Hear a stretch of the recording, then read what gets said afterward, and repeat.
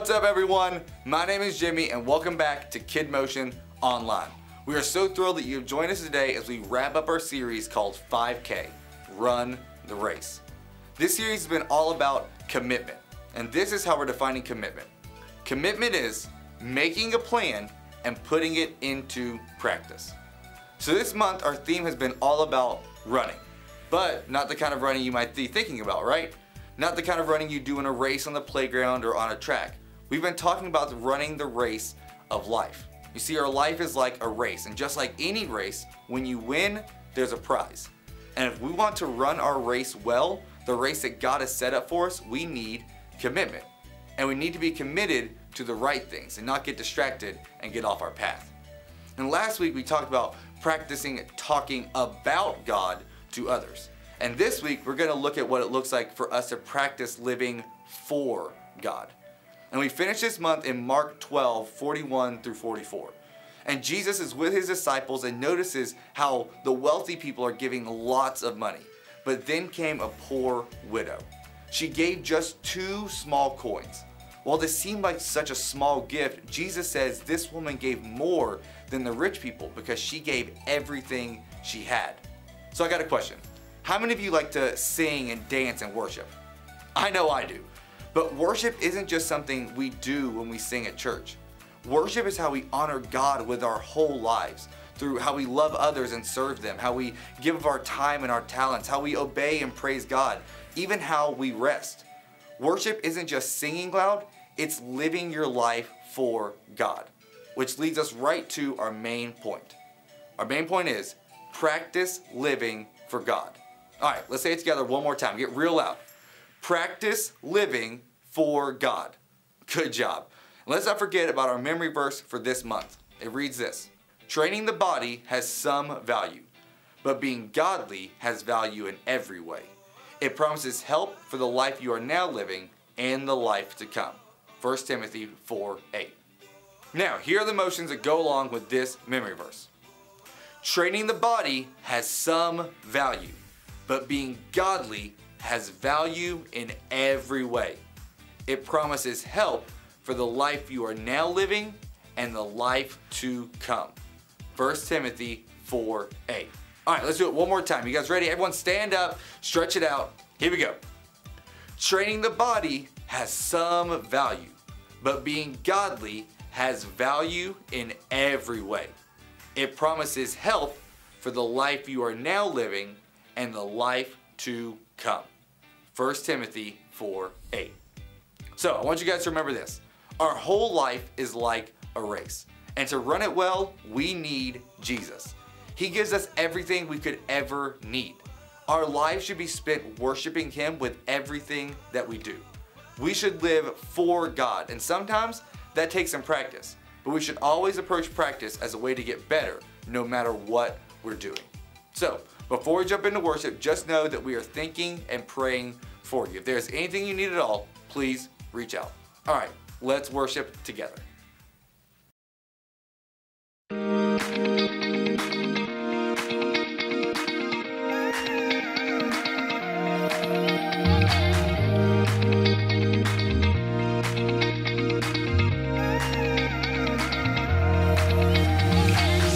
Waking up knowing there's a reason. All my dreams come alive. Life is for living with you. I've made my decision. You lift me up, fill my eyes with wonder. Forever young in your love, this freedom's untainted. With you, no moment is wasted. See the sun now bursting through the clouds, black and white turns to color all around. All is new in the Savior I have found. This is living now.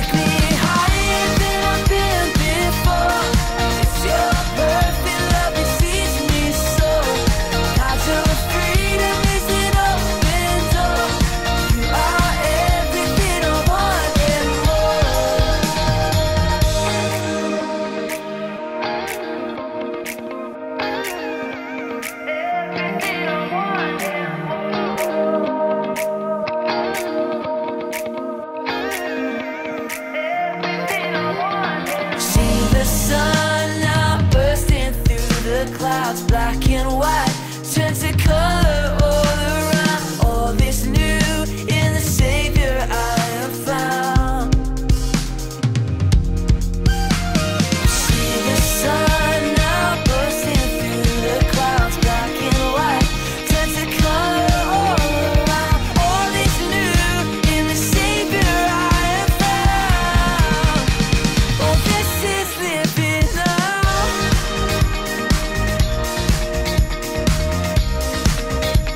Oh, this is living now.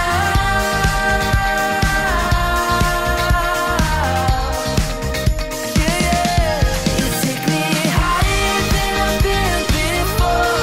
It's your perfect love that sees me so. God, your freedom is an open door. You are everything I want and more.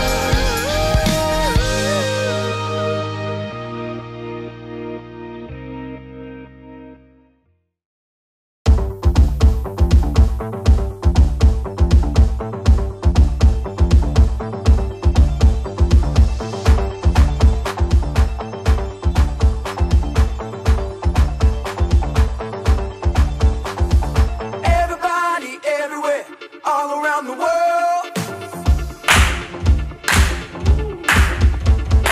This ain't up right now because I got something to say and it will be heard.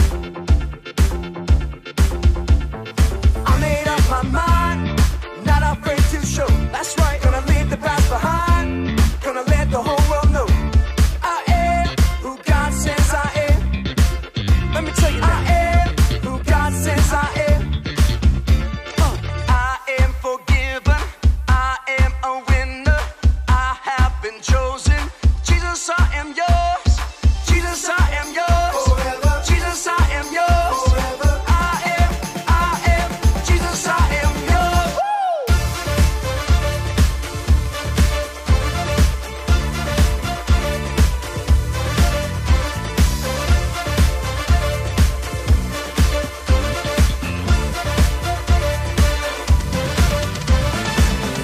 I belong to the one who saved me.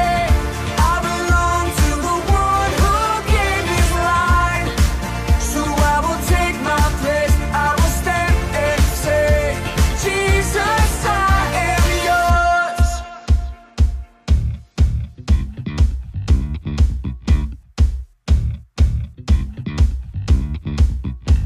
I am who God says I am. I am who God says I am. Let's go. I am who God says I am. I am who God says I am. I am who God says I am. I am who God says I am. I am forgiven. I am a winner. I have been chosen. Jesus, I am yours.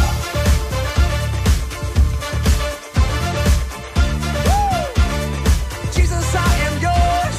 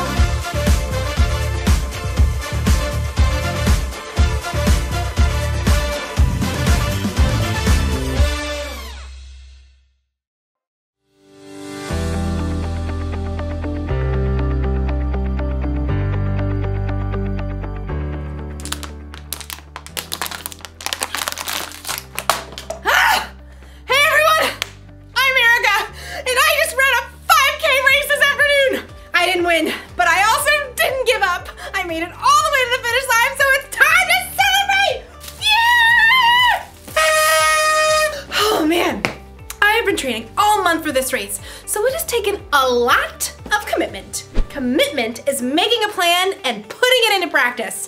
I made a plan, and I practiced a lot. All that running.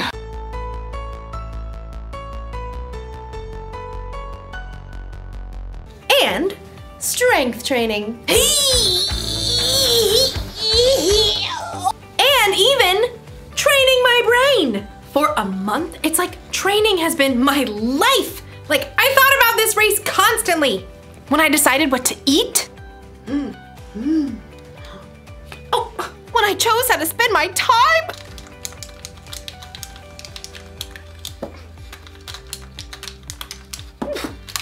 From morning until night, I kept my mind on the race. That's what you gotta do when you truly commit to something. Like, you've gotta live like it's important to you. Today's story is about a woman who lived her whole life that way. I'll see you when you get back. I've gotta get this party started!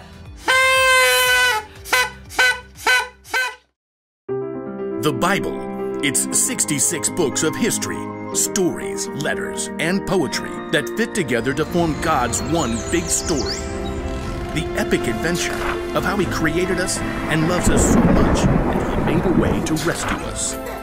As we travel through the Bible, from Genesis to Revelation, we discover people who met God and found their lives changed forever. Now, for an amazing story, inspired by the book of Mark, chapter 12. Verses 41 through 44. When Jesus rode into Jerusalem on a donkey the week before Passover, the crowds were excited.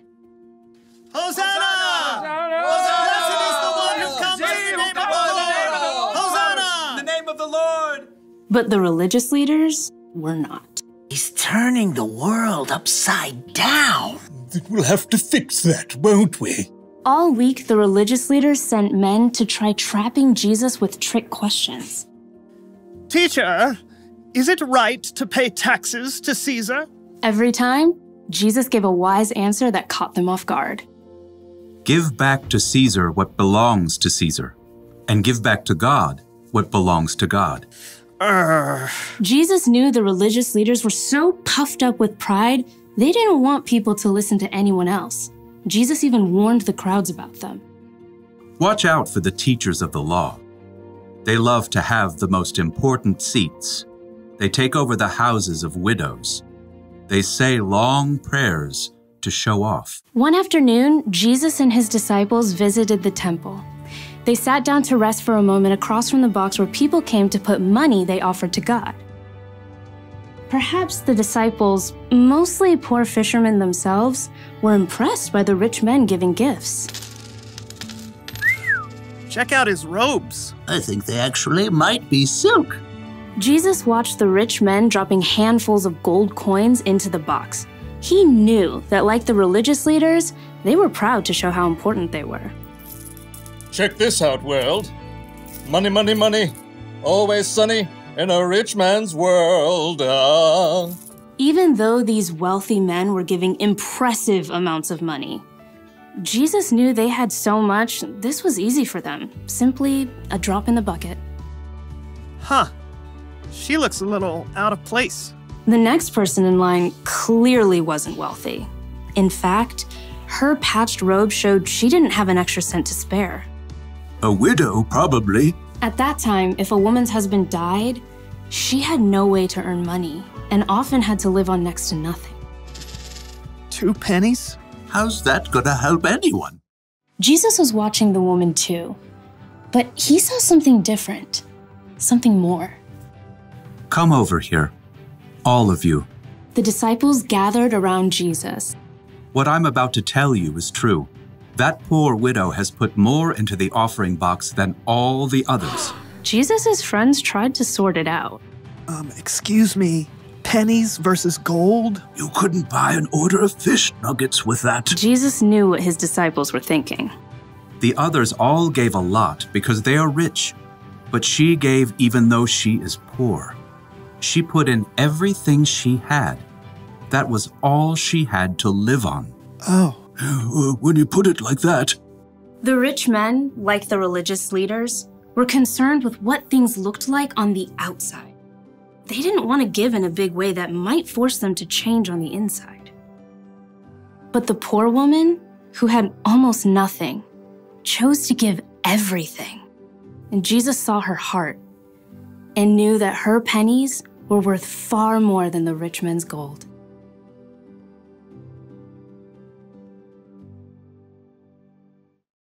Nobody else thought a poor woman giving 2 small coins was a big deal, but Jesus saw the truth. Other people gave because they were rich. This woman gave everything she had because she was putting her trust in God. She was living for Him. And that's something to celebrate. Woo! Yeah!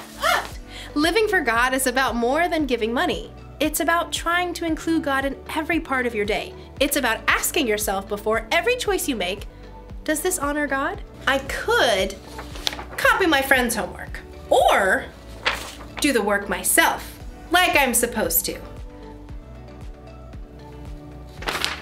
I'm gonna do the work. Or ask yourself, does what I'm about to do show love to others? My friend didn't get me anything for my birthday. Should I get even by giving her nothing? Or should I forgive her? Well, I did already wrap it. She's gonna love it. If you ask yourself those questions, it'll help keep your mind on God. It'll help you think about how Jesus lived and loved others. This probably won't become a habit overnight. That's why the one thing to remember today is this: practice living for God. The more you practice asking yourself, does this honor God? And does this show love to others? The more natural it becomes. It feels good to commit to something and stick to it. I'm glad I committed to running a 5K. I feel stronger and healthier, and between you and me, I think I'm going to start training for another one. But first, we celebrate!